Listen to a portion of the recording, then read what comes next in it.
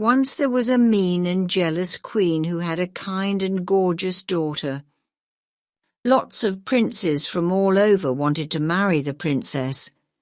But the queen told each prince, "If you want to marry my daughter, you've got to do something for me first." Then she'd give them an impossible task. When they failed, she'd say, "Now you'll die," and her woodcutter would chop off their heads. "You'll never get married," she told her sad daughter, laughing as if it was all a joke. Far away, there was a poor king with a son named Prince Charles. When Charles heard about the beautiful princess, he decided he wanted to marry her. "I forbid it," his father said. "That queen is dangerous. She'll kill you. You're my only son. I can't lose you. There are plenty of beautiful women in the world. You don't need to marry this one." But Charles couldn't stop thinking about her. He was so upset he couldn't eat or sleep. Finally, his father gave in. "Fine. Go if you must. Go to the princess. I just hope you'll do better than the others. I pray I'll see you again." Overjoyed, the prince started dancing around his room. He ate a big meal, got his strength back, and set off on his journey. Since his father was poor, Charles didn't have any servants. "No problem," he said to himself. "I'll find some helpers along the way." After travelling for a little while, he noticed a small mountain up ahead. "What's that?" he wondered. "I'm pretty sure it wasn't there before." As he got closer, he realized it wasn't a mountain at all. It was a huge fat man lying on his back, fast asleep. The prince walked up to him, and the man woke up. "What are you doing here, big guy?" asked Charles. "I was sleeping," the man replied, "but now I'm not, thanks to you." "Why were you sleeping out here?" the prince asked. "Because I ate breakfast this morning, and now I'm waiting for lunch." "What did you eat for breakfast?" Charles asked. 10 chickens and 100 cakes, the man said casually.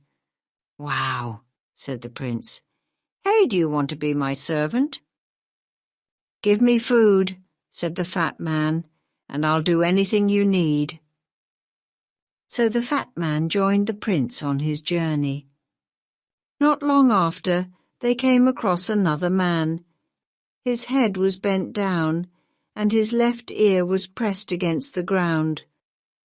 When he looked up, the prince noticed that his ear was huge. "What are you doing, Big Ear?" asked the prince. "I'm listening," said Big Ear. "I can hear the flowers blooming, and I can hear birds singing in a country far across the sea." "That's amazing! What can you hear in the house of the beautiful princess?" the prince asked. "I hear people crying," replied Big Ear. "Another prince has just died." "Will you come with me and be my servant, Big Ear?" the prince asked. "Of course," said Big Ear, and he joined them. A little while later they spotted 2 long shapes lying by the road. "What are those? Trees?" asked the fat man. They went closer. "They're not trees," said Big Ear. "They're arms, the longest arms in the world." Soon after they saw the man those arms belonged to. "Wow, you're incredibly tall," said the prince. "I can stretch even taller if I need to," said the man. "Come with me, Long Arms," said the prince. "Be my servant." Long Arms agreed and followed them. Next they met a man holding one hand over his eye. "Do you have something stuck in your eye?" asked the prince. "No," said the man. "I have incredible vision. I can see things far away, even through buildings, mountains, and oceans. But when something is close to me, I have to cover one eye. Otherwise I see too much." "Come with me, Quick Eyes," said the prince, "and be my servant." Quick Eyes joined the group, and they continued their journey. The sun grew hotter as they travelled. The prince opened his coat to cool off. Then they saw a man sitting by the road, wearing 2 thick coats and a big hat that completely covered his face. "I'm freezing, freezing, freezing," the man said. "Freezing?" asked the prince. "It's so hot out here that we've opened our coats. How are you cold?" "When I open my coat," the man said, "the sun disappears and it starts to snow. Everything freezes." "Well, that's impressive," said the prince. "All right, Cold Man, come with me and be my servant, but whatever you do, don't open your coat." Cold Man nodded and joined the group. Finally, Prince Charles and his new servants reached the city. The prince went straight to the Queen. "I want to marry the princess," he said confidently. "What do I need to do?" The Queen smiled slyly. "You'll need to complete 3 tasks. If you do them all successfully, you can marry her." "What's the first task?" asked the prince. "I have a beautiful blue jewel," said the Queen. "Yesterday it fell into the river. Bring it back to me before sunset." The prince went back to his servants. "How are we going to find the jewel?" he asked them. Quick Eyes uncovered his eye and said, "Let me look for it." He walked over to the river and stared at the water. "There it is, right there." "I can't see it," said Long Arms. At that moment, Fat Man opened his mouth wide and drank all the water in the river. Within minutes, the riverbed was dry. Long Arms reached down, picked up the jewel and handed it to the prince. When the Queen saw the jewel, she was furious. Her face turned red with anger. "Tomorrow I'll give him an impossible task," she muttered to herself. She spent the whole night thinking, unable to sleep. The next morning the prince woke up early and went to see the Queen again.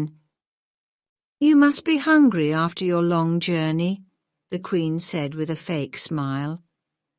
"I have 30 chickens outside. Eat them all before noon. I don't want to see even one chicken leg left." "Can I invite a friend?" the prince asked. "I don't like eating alone." "Fine," said the Queen, "one friend." The prince left and the Queen smirked. "He'll fail and die this afternoon," she told her daughter, laughing to herself. The prince went to his friends. "Fat Man, you're coming with me," he said. Fat Man quickly ate all 30 chickens. Then he ate the Queen's other animals, all the bread in the kitchens, the fruit from the trees, and the vegetables from the garden. "What else can I eat?" Fat Man asked, looking around. But since there was nothing left, he lay down and went to sleep. At noon, the Queen called for her lunch. She waited and waited, but no food arrived. Furious, she stormed into the kitchen. "Where is my lunch?" she yelled at the cook. "A fat man ate everything, the animals, the bread, the fruit, the vegetables. There's nothing left," the cook explained. The Queen's face turned even redder. She was so angry she could barely speak. But then an idea came to her. "Ha! Now I've got him," she said, laughing to herself. On the third day, the prince went to see the queen. "Will you have dinner with me tonight?" she asked sweetly. "And after that, would you like to spend 2 hours with the princess?" "Yes," said the prince, "I'd love that." "You won't fall asleep while talking to the princess, will you?" asked the queen with a sly grin. "Fall asleep?" said the prince, shocked. "Never.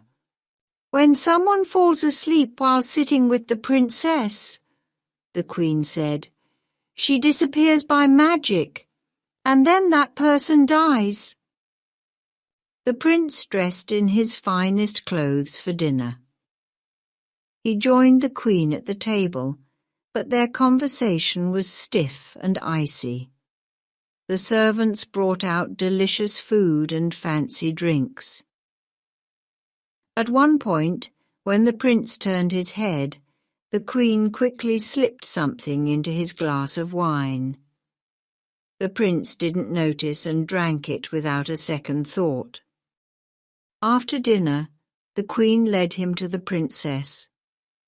They climbed a long staircase to a room high in the tower. The princess sat by the window looking sad. The evening sun lit up her face, making her look even more beautiful. Everything around her, the river below, the flowers by the window and her dress, seemed to glow in the same warm colour. The prince sat next to her, and for a little while they were happy. But soon the prince started feeling drowsy. His eyelids grew heavy, and he couldn't focus on what the princess was saying. Before he knew it, he was fast asleep. About 30 minutes later, he woke up and found the princess gone. He searched the room frantically but couldn't find her anywhere. Rushing to the window, he spotted Big Ear standing below. "The princess is missing! We only have an hour to find her," the prince shouted. Long arms quickly stretched up to bring the prince down from the tower. "Can you hear her, Big Ear? Where is she?" the prince asked. Big Ear pressed his giant ear to the ground and listened carefully. "Yes, I can hear her. She's calling for help. She's across the river inside a tree. Her mother's men put her there."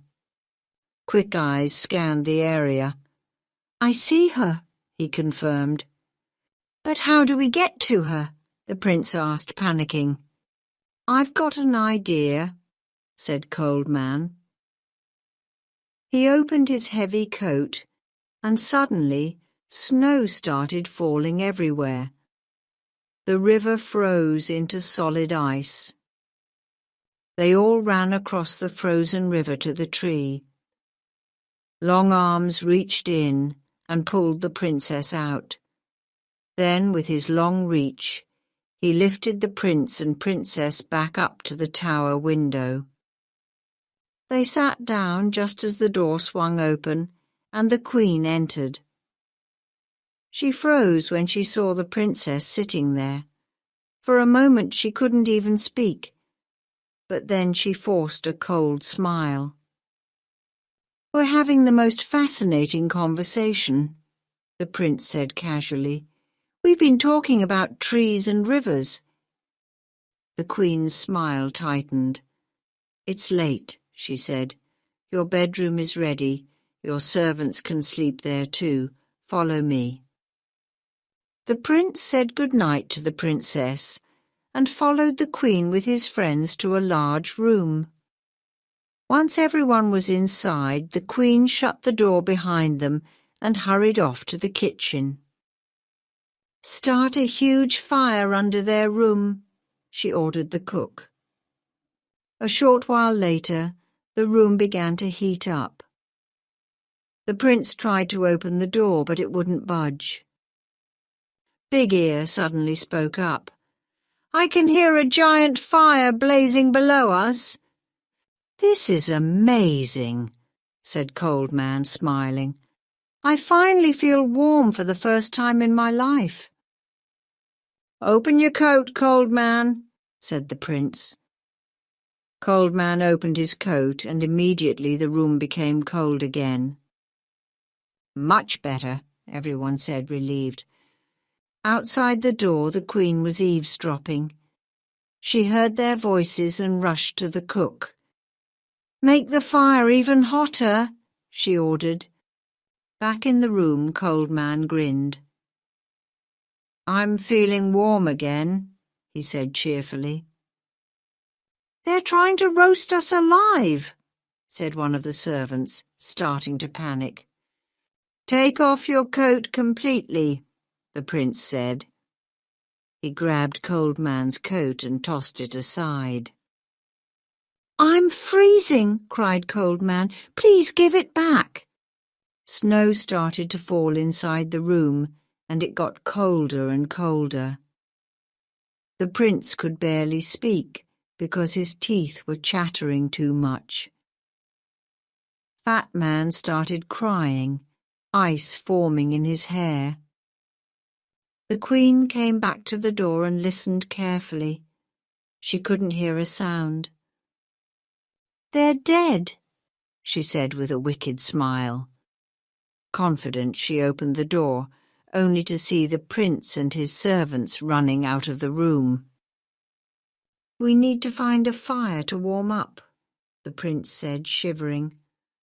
"My hands and face are frozen solid." The Queen realized she had lost. No matter what she did, she couldn't win. Defeated and furious, she left the country and was never seen again. The princess and the prince got married and lived happily ever after. And of course the loyal servants stayed with them and enjoyed a good life too.